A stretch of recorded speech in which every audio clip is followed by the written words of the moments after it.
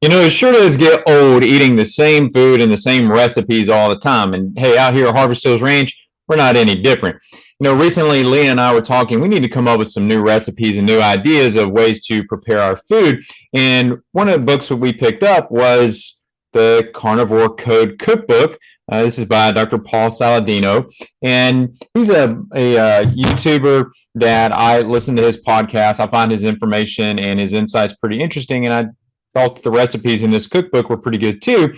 But as I was perusing through it, there were a couple of questions that he posed that you should be asking your farmer. And I thought, you know, it'd be a good idea to look through these and really see if these match up to the kind of questions that I think someone should ask of their farmer based on the fact that we farm and ranch. Hey guys, I am Dr. Arland Hill, and I have a passion for all things health and wellness, and that includes what we do out here at the ranch and trying to produce high quality food.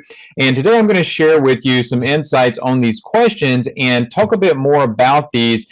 And let's really dive into, are these the questions that you should be asking to your farmer and rancher?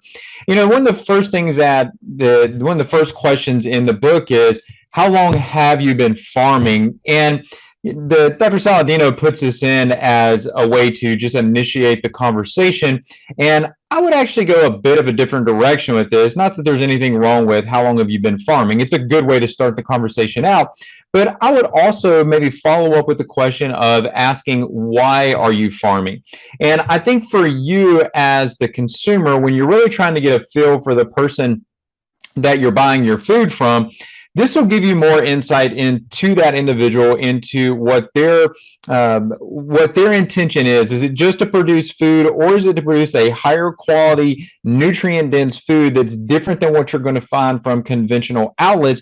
And the truth of the matter is that, frankly, you're probably not even watching this video and probably don't even care to think about these types of questions unless you're looking for a different quality of food. And so asking that question of, why are you farming, may provide more insight into that. The next thing that came up was asking about, are your cattle raised on grass? And I think that this is an interesting question as well, because it's one of those questions that unless you actually raise cattle and livestock, you may not have a personal understanding of the difference in raising that animal on grass and finishing that animal on grass. And ultimately, what you're looking for is you want to finish that animal on grass. The reality is that when it comes to pasture, I know plenty of producers around me that have grass-fed operations, but send those cattle to a feedlot, to a sale barn, which ultimately goes to a feedlot, to finish those animals out. So were those animals raised in their early months or years on grass? Yes, they were, just as much as the animals that I raised were. However, my animals don't go to feedlots. My animals are finished on the same grass that they're fed on for their entire life. There is no difference. And so looking at and asking, maybe better stated, asking the question of, do you finish on grass, is probably what you're ultimately really trying to get at when you have that conversation.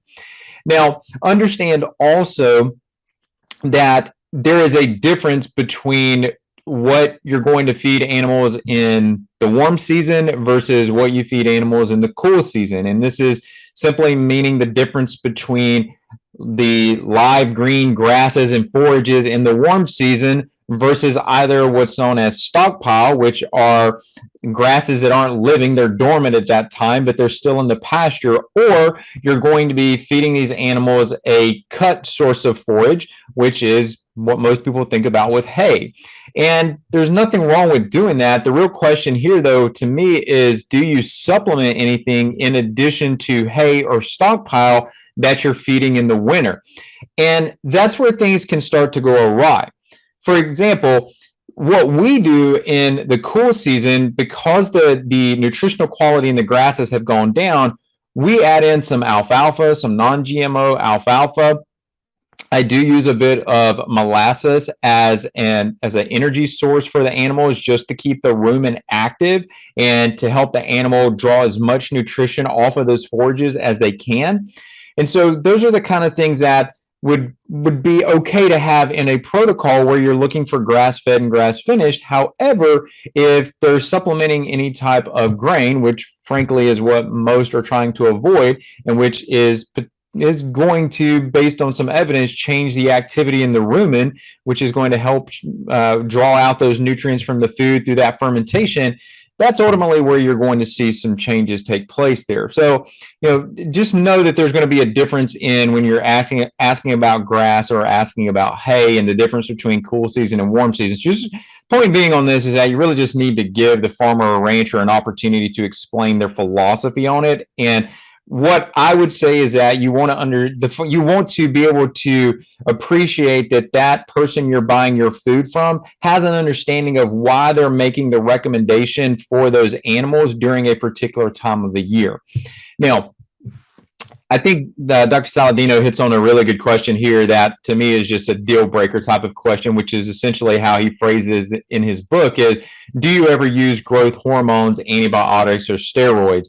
And if there's even the slightest hesitancy that any of those things are used, then absolutely that's a deal breaker, and you should be looking for another location to buy from if your interest is in a truly holistically managed and raised animal that is going to provide the cleanest source of unadulterated, no potential residues of any of those types of compounds in the meat, because we do know that there is peer-reviewed evidence that shows that those compounds are residual in the meat, and so we're not looking to consume those. So you just really need to move on and look for someone else. Are your cattle free to roam, or are they confined? This has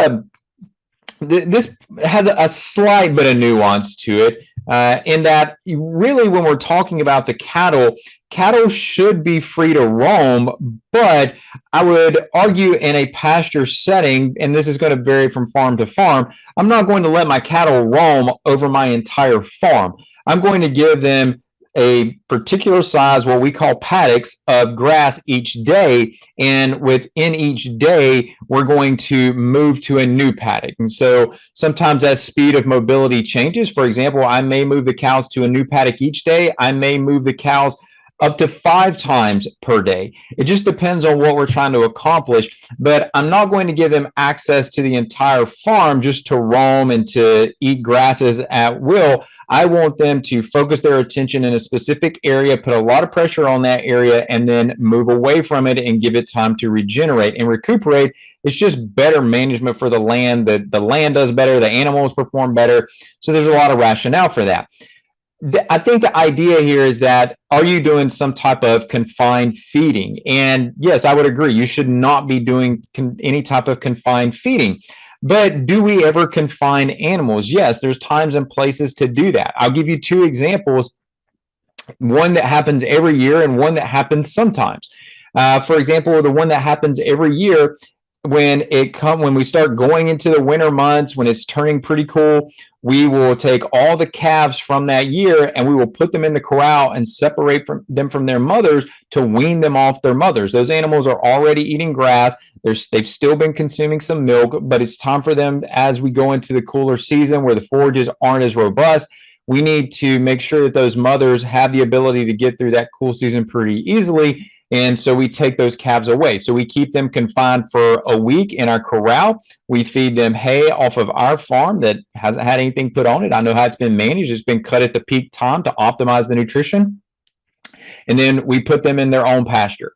And that's where they stay for the winter, and they get their own attention throughout the winter. So that's one example.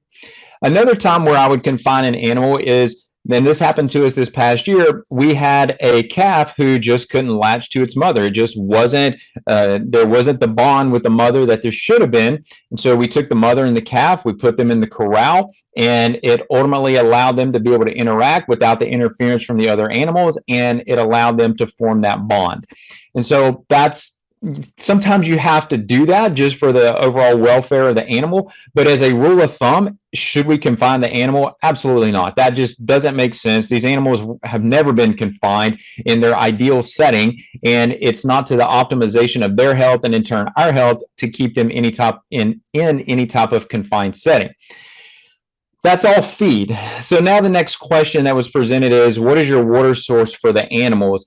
And to me, the real question on this is to go one step further and ask, do the animals have can they get into the water source that they're drinking from? That's where some of the problem is going to arise from here. And I guess you could also look at this and say that there is the potential for the toxicity aspect in some cases. For our farm, we use wells to water our animals. We have mobile troughs. So as the animals move, those troughs move with them. We have lines that run out to them. And when we're not using that type of system, we water out of ponds. But whereas you may have gone and driven down the highway and you see cows out in a pond, we don't do that. We actually use temporary electric line, just a single wire line, and we only allow the animal just enough access to the water to be able to get its head to the water, but not to be able to get its body into the water. So that way the animal is not urinating and defecating in the water, and we don't have to worry about contaminating other animals that are going to come behind it and drink. And so it is important to know about these things. And again, I would just say, just knowing the community of farmers and ranchers like myself, the reality is that you're not likely going to find that ranchers and farmers are allowing their animals into areas where they're worried about that cross contamination, or that they're using watering sources that are going to have a highly toxic nature to them. In a more conventional model, I would say yes, those are concerns, but good questions to ask nonetheless. Now, let me just stick with a few ancillary questions that Dr. Saladino presented, and just talk about what some quick answers to these might be. So, do you rotate your animals from field to field, and how often? That's going to be variable. I just spoke to that, but some folks are going to do that every day. Some do it every other day. Certain times of the year, like I said, you may do it more. If I'm looking to try to put as much gain on that animal as I can, maybe we're heading into a time of the year where we're going to process some animals. I want that animal to gain as much weight as we can get on them before we process them, and so we're going to move them more often. It just depends. There's no right or wrong answer on that per se, but I do think that the idea here is that you want those animals moving. Now, what breed of cattle do you raise? Frankly, this is probably not going to be that big of a deal to you. You're really more interested in the marbling and the taste of that animal, and frankly, that's going to come down to more of the management. Some breeds are going to be better, but getting into breeds and the conversation around that is more just a point of conversation than it really should be as a decision factor for you. Now, that being said about cattle, let's switch over to the questions that revolved around the chickens and the pigs. And I'm actually going to narrow this conversation down to just poultry, to just the chickens. And the reason I'm going to do that is I grew up in a family that raised pigs. That's part of how my family made its money. I don't do that anymore, so I'm not going to speak to that. I haven't gone through all the hoops and the hurdles and all the mental exercises to optimize anything in the pig related arena or anything that is swine related. So I'm just going to leave that out of our conversation. That said, let's talk poultry. And one of the big questions that comes up is, what are your living conditions for your chickens? And actually, I will also say in our operation, we also have ducks in addition to our meat birds and our egg laying birds, and turkey as well. And so we have quite a few different poultry that we consider. The same thing applies to all these species. We've even raised guineas in the past. The same thing applies to all of these species that we're getting ready to talk about. And so if you look at the living conditions, these animals like to scratch, they like to peck, they like to be mischievous. Chickens are interesting. We have a joke around Harvest Hills Ranch. We call it Chicken TV, where you can just sit and watch chickens because they're just interesting animals. They're just goofy at the stuff that they do, and they will keep you entertained. But they are out. They will pick berries off of, we actually have a little area that they go through where they can pick berries off of trees and eat those things, so they have access to them. They're not things that we as humans would eat, but those chickens will eat them, and they do completely fine with them. They will eat the leaves. We use them for weed control. We put them around our vineyard. That's one of the rotations that we use with them. And they do our insect control in the spring part of the year and do the fertilizing in our vineyard and give us a jump start into having good grape production. And we're producing good muscadine grapes right now. So those chickens are a big asset to that. Point being on this is that just like everything else, those chickens are on the move and they need to stay on the move. I love keeping the chickens around the cows or keeping the rotation around the cows. And the reason that we do this is that you can see a noticeable difference in the grasses behind the chicken, and the cows will always gravitate to those areas where the chickens have been because that grass is higher in nitrogen. It's going to have more nutrient density to it, and the cows just want that grass. And then also the opposite is true right now. I've got our bull and donkeys working in front of our meat birds, and they're eating the grass down in front of the meat birds so they can get through it a little easier. But those meat birds love to hit those manure pads where the bull has been and tear through those and eat the bugs out of those. And so the idea with this is that we want to keep those animals moving. Now, here's one thing that I often hear with this is when you have these pasture birds like this is there is a misconception that they are similar to the cattle, and they're not. There is a big difference in this. You have the ruminant animal being the cattle, the sheep, these types of animals, and then you have the monogastric animals, completely different type of digestive system. And so when we watch them, we put them in a new area, they're wiping out the insects that are in that area. They're constantly chasing those. They're eating some of the grass. But the misconception here is that those animals are living off of the grass, and they can't. They are no doubt going to eat a large percentage of that grass. In fact, when we've processed here on farm, we open up their gizzards, you see those gizzards are stuffed full of grass. It's nice and vibrant green, so there's no question that they're eating that thing, and that's going to be high in oleic acid. It's not to get sciencey with you, but there's always the conversation around omega-3s and fatty acids and things like this. And the oleic acid, it's an omega-9, right? So it's what we would call a monounsaturated fat. So monounsaturated fats are going to be more stable. They're not going to have the same problems that a polyunsaturated fat has. So now that leads us into the conversation around, well, if these animals don't 100% function off of the bugs and the grass, they're high energy, they're fast growing, they need more, we want to supplement them. What do we supplement them with? Well, we supplement our laying birds with different scraps that we have from vegetables that we have around to any type of meat cuttings that we might have. These are not herbivore animals. These are omnivorous animals. They're going to eat both meats and plants. And so we feed them supplemental things like that. And when we use a feed, these are feeds that I have formulated. And so I've got other videos that gets into talking about the corn and soy and how to think about these things and whatnot and lumping them all in the same category. And you just can't do that.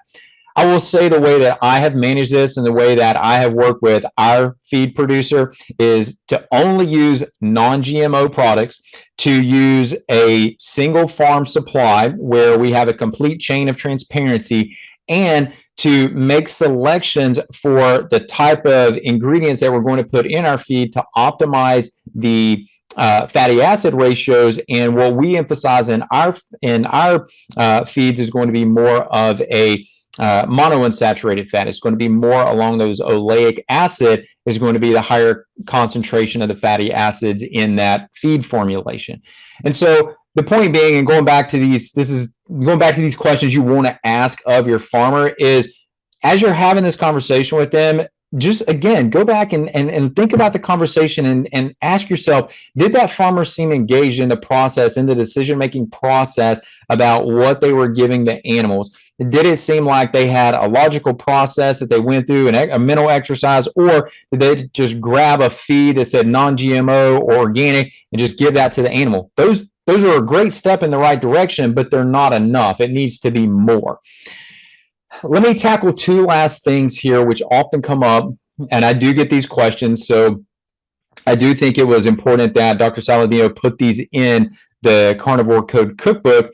And let me start with the first one, which is asking, do you sell any offal, such as the heart, the liver, bones, things like that? And the answer is Some do, some don't, and that can be dictated by a processor, by an inspector at the processing facility may have some say in whether or not different offals are kept. So some producers are going to have that, some producers are not going to have that. That just sometimes that's out of the control of the producer themselves. We have developed relationships with our producers. We keep what we can. And some of these things we have as individual standalone, individually packaged items. But for example, when it comes to most of the offal from the cattle, those are actually used in a blend, which we call our ancestral blend. That's 85% ground and it's 15% organ. So it's a way to incorporate in that organ meat without necessarily feeling like you have to eat the organ itself. When it comes to poultry, we keep the hearts, we keep the livers. That's for the most part what you're going to end up keeping out of chickens. With turkeys, you can keep the gizzards in addition there, but not anything else. So you just have to ask the producer and have an understanding of how they're interacting with the people that are processing the animals for them and see if it's a realistic thing. So there isn't no black or white answer on that. There's going to be some gray. The last question that I want to tackle here is, are there any discounts for buying in bulk? And one of the things that I would not argue, that's not the right terminology. One of the things that I would say about that is, first of all, you have to understand what you're asking with this. When you look at the margins in the agricultural sector, those margins are extremely narrow. So if you're asking a farmer or rancher to offer a discount and you're buying a total of $50 or even $100 worth of inventory from them, they probably have $80, $85 in that $100 that you're buying from them. So when you're asking for a discount, you're basically nullifying any profit and the payment for the work that producer has put into that product. Be aware of that.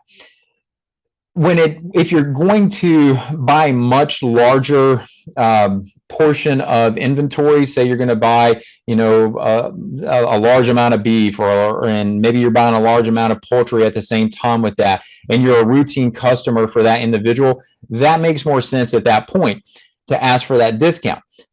Just to show you differences in this, we don't offer those types of discounts like that. We don't offer those one-offs, but what we do in our setting is we offer referral discounts. So when individuals refer to us, we want to say thank you for that. We're gonna give a discount for having done that. We always have some type of monthly product special where we are going to be attaching a recipe with that, one of Leah's original recipes there. And so if someone looks at that recipe and says, oh, you know what, that looks good, I'd really like to make that for my family or for myself, that whatever meat that we produce that's in that is going to be on discount that month. And so you just have to have that conversation and understand how different farms and ranches are doing this. Understand, guys, you're working with small businesses here. Small businesses are going to be different than large corporations when it comes to discounting. So the volume is going to be a whole other conversation there that you're going to have to understand how that particular farm works. Were these good questions? I think these were great questions. These questions are right on target with the way you should be thinking. When I read these, I thought, I just wanted to give you a little added insight from someone who is raising these animals, producing and processing these animals, and is interacting with customers like yourself. And in doing that, give you a different way of thinking about that and maybe allow you to be able to get more out of the conversation that you're having with the farmer or rancher that you're thinking about working with, and hopefully help you make a decision. Is this the right person for you? So with that being said, guys, I'm going to jump off of here. Hey, if you are looking for foods like I've talked about here, make sure you go to harvesthillsranch.com. And if you want to know more about what I do on the clinical side and how I use these very same foods that we produce and that I recommend to my patients, if you want to see how I do all that, you can go to drarlandhill.com. Until next time, guys, I'll see you soon.